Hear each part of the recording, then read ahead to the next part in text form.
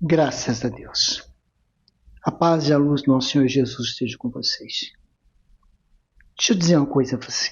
Tem uma palavra em Gálatas que diz assim: Deus não se deixa escarnecer, quer dizer, enganar-se.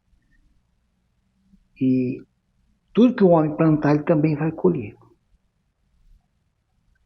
São tantas coisas e pessoas que ocorrem para tirar o ânimo, para acabar com a fé. E que se você não perseverar em praticar o bem e continuar a amar mesmo recebendo o mal e o ódio, você irá desistir do bem e do amor. Você vai desanimar. Se você desistir, estará perdendo tudo, o bem que faz e o amor que sente. Você será igual a um deles, vencido, e se tornará odioso, magooso e mal como eles são. Essas pessoas em nosso meio são verdadeiras provas da nossa fé e ao nosso amor. Lá em Salmos 33, no versículo 18, diz assim: Eis que os olhos do Senhor estão sobre os que o temem, sobre os que esperam na sua misericórdia. Quer dizer, fazemos de tudo, dando tudo que temos de melhor, por muito tempo, jejuando, orando, se humilhando, recebemos o nada com uma rapidez muito grande. Plantamos, regamos com toda a força e lágrimas, e após o crescimento dessas pessoas, não podemos usufruir do fruto de todo o nosso trabalho com o Espírito Santo sobre eles. Não podemos nos alegrar com eles, pois eles só nos deixam com a tristeza e desrespeito e desprezo. Eles mantiveram os olhos em nós fixos quando precisavam, e depois somos desprezados os seus olhos e olham para outros que nada fizeram.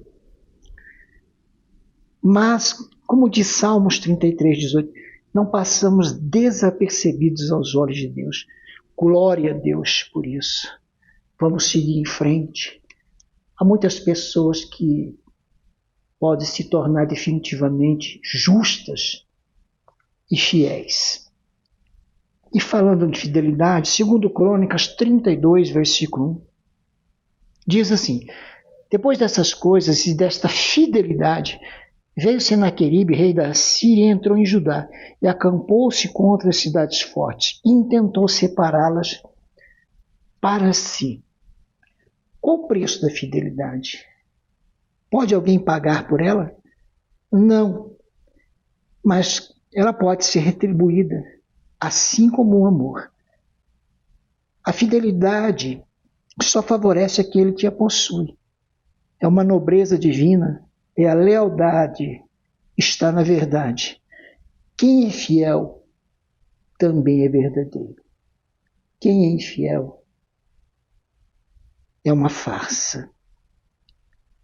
Então, meu irmão, minha irmã, você que se encontra aí com atos de infidelidade, procurando ser fiel, você tem que realmente se entregar a Jesus, você tem que nascer dele.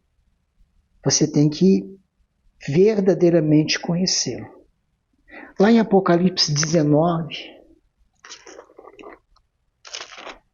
no versículo 11,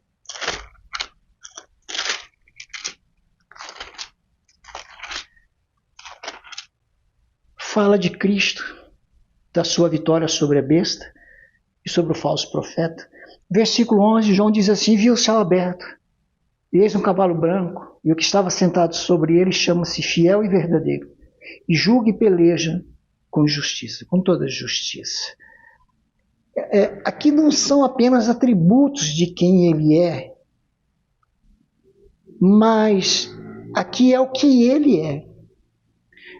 Deixa eu dizer uma coisa para você. Atribuições, elas são boas, claro, mas elas acabam de quem realmente nada é, mas permanecem para sempre com quem é. É isso aqui. Ex-irmão, ex-ministro, ex-obreiro, ex-isso, ex-aquilo, ex-homem de Deus, ex-mulher de Deus. Isso não tem valor algum. Alguns sereis não tem valor algum. Mas o valor está em ser. Aí está todo o valor. Em permanecer sendo e em terminar a vida sendo. Quem foi e não é mais, não tem valor algum. Então, quando nós olhamos para cá, nós recebemos atribuições pelo que fazemos e pelo que somos até o presente momento. Mas se deixarmos de ser, atribuições também não servirá para nada. Então aqui não são atribuições apenas a Cristo, mas aqui é o que ele realmente é. Esse é o seu nome, fiel e é verdadeiro. E pode reparar com letra maiúscula. Ele é assim. Se nós não formos assim, só as atribuições a nós não bastarão. Lá em Salmos 12,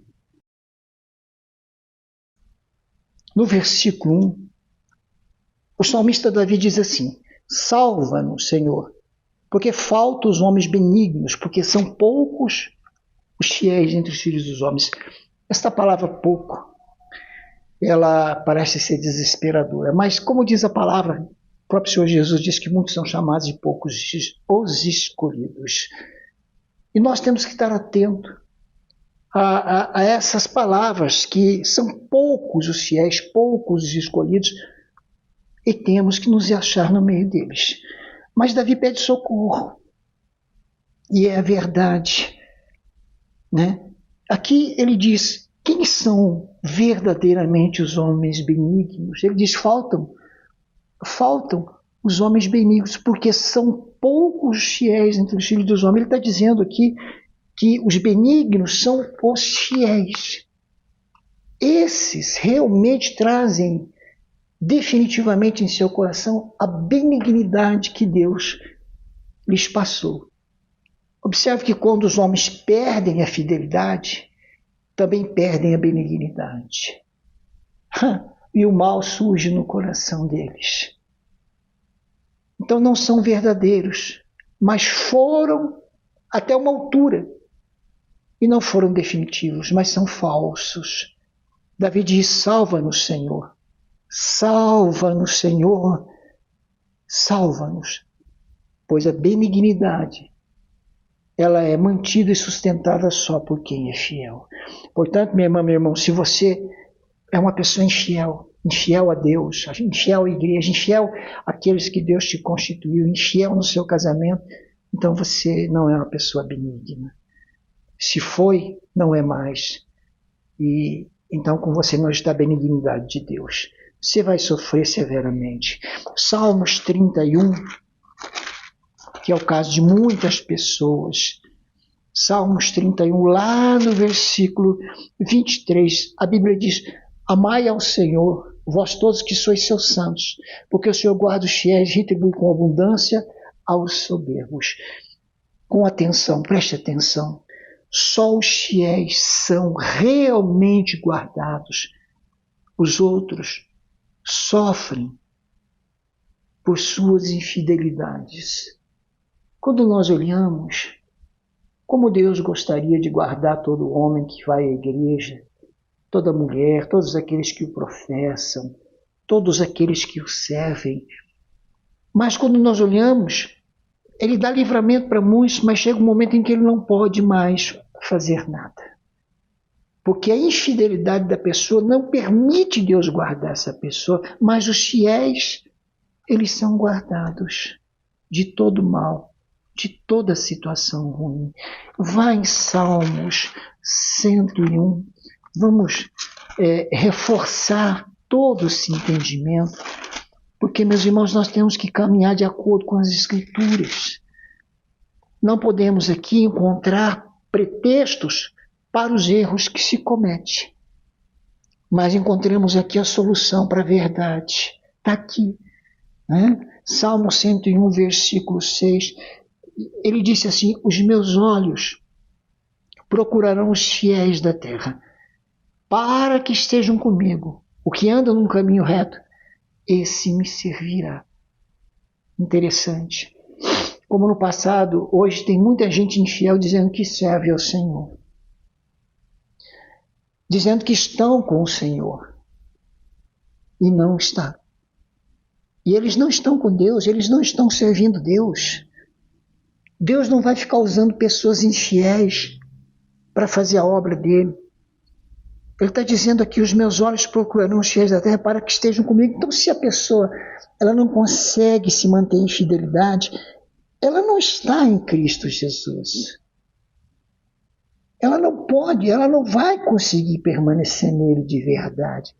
Isso é para aqueles que já alcançaram a fidelidade. Essas pessoas servem Deus verdadeiramente na sua vontade. Ele está dizendo aqui: o que anda num caminho reto, esse me servirá.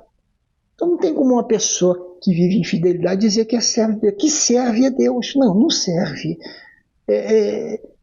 Vamos colocar as coisas em ordem. E se você fizer isso, você que é uma pessoa infiel, Deus ele vai se agradar de você. Mas se você não fizer, fica falando que serve a Deus, fica falando que está com Deus, que Deus está com você. Não, isso você não pode fazer mais. A palavra está dizendo que o Senhor procura os fiéis para que estejam com Ele. Se a pessoa não está andando em fidelidade, ela não está com Ele. Não está, não. 1 Coríntios, lá no capítulo 4. Vamos ver o que diz a Bíblia aqui, em 1 Coríntios, no capítulo 4. Primeiro livro de Coríntios, capítulo 4, versículo 2. Diz assim: além disso, requerem nos dispenseiros, quer dizer, os ministros de Deus, seja da área de louvor, obreiro, pregador, seja o que for, requer que os dispenseiros, cada um se ache fiel. Bom, os verdadeiros ministros, os dispenseiros, aqueles que falam dos mistérios de Deus, aquele que anuncia a vontade de Deus, a palavra de Deus, seja através de pregações, evangelismo, louvores, não importa, os verdadeiros, eles são fiéis aos extremos, e em tudo mostram fidelidade, e são essas pessoas. Os infiéis não são verdadeiros dispenseiros da palavra de Deus, não são. Tem que se libertar da infidelidade. Assim se separa o verdadeiro daquele que está sendo falso. Mas existe uma passagem que descreve uma situação aqui um tanto complicada e que muitas pessoas estão se complicando nos dias atuais. Fala em Números 12,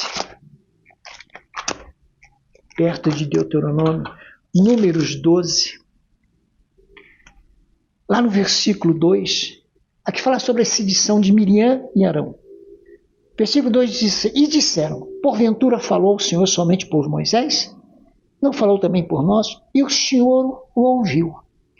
Bom, veja que rebelião severa essa aqui. Não se critica, não se fala mal de alguém que é fiel a Deus em toda a casa dele, em todos os preceitos do Senhor. E nós vemos aqui no versículo 10, no versículo 11, que diz assim: pelo que Arão disse, versículo 10, e a nuvem se desviou de sobre a tenda, e eis que Miriam era leprosa, como a neve. E olhou Arão para Miriam, e eis que era leprosa. Veja quantas pessoas lepra uma doença, uma enfermidade, uma infecção, uma maldição. Quantas pessoas hoje estão falando mal, estão se levantando contra homens e contra mulheres de Deus que estão verdadeiramente vivendo em toda fidelidade com a casa do Senhor, com a vontade de Deus. São pessoas que são irrepreensíveis, são pessoas que trazem testemunho pleno de fidelidade, que não trazem transgressão, que não trazem pecado. São pessoas de grande zelo com o Senhor, com a casa de Deus. Então aqui está um exemplo, não se fala mal de alguém que é fiel plenamente a Deus. Não pode fazer isso aí. Quantos estão cheios de praga? Quantos estão cheios de maldição? Como ficou Miriam? Né? Porque as pessoas que se ensoberbecem, que ficam orgulhosas, soberbas, altivas, fazem como Miriam. Ela achou ruim por causa do casamento que Moisés teve com a Cusita, né? Aquela mulher Cusita. E então, a partir desse momento, elas questionaram Moisés, né? Às vezes um homem de Deus, uma mulher de Deus faz uma coisa e muitos acabam criticando, questionando, sem poder fazer isso. Olha, meu irmão, minha irmã, a lepra está pegando em muita gente. Todas as pessoas que fazem isso, elas acabam ficando com problema de saúde. Elas acabam ficando com problemas espiritual. Aliás, já estão, né? Mas a situação dessa pessoa só agrava. Como Miriam ficou fora da congregação, a pessoa ela já está sendo colocada para fora do meio do corpo de Cristo, já não vai mais fazer parte daquele corpo.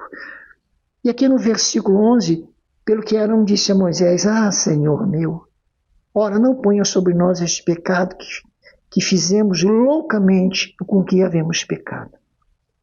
Então, veja o que Arão fez. Ele participou da sedição de Miriam. A sedição começou com ela e Arão, ele consentiu.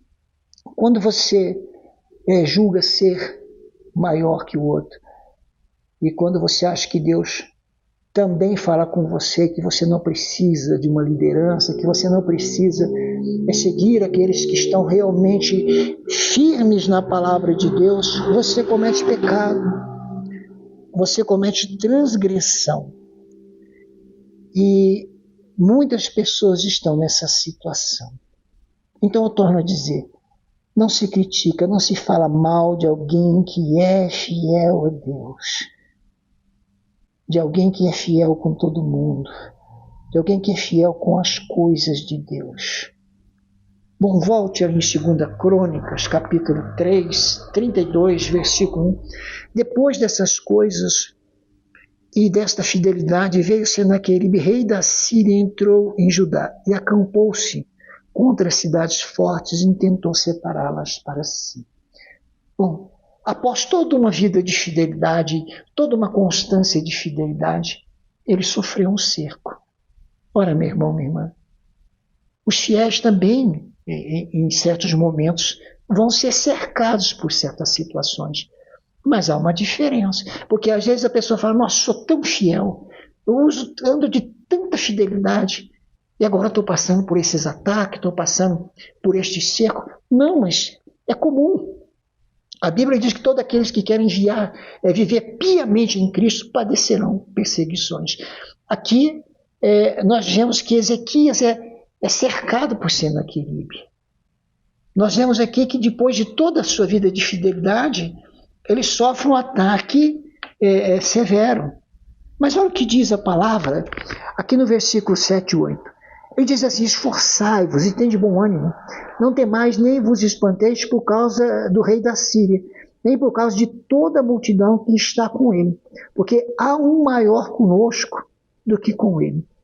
Com ele está o braço de carne, mas conosco o Senhor nosso Deus, para nos ajudar e para guerrear nossas guerras. E o povo descansou nas palavras de Ezequias, rei de Judá. Bom, aqui vem o alívio, aqui vem o descanso, né? Aqui vem o sossego.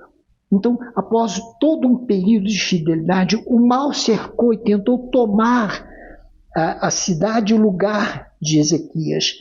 Mas a sua fidelidade moveu a mão de Deus em seu favor.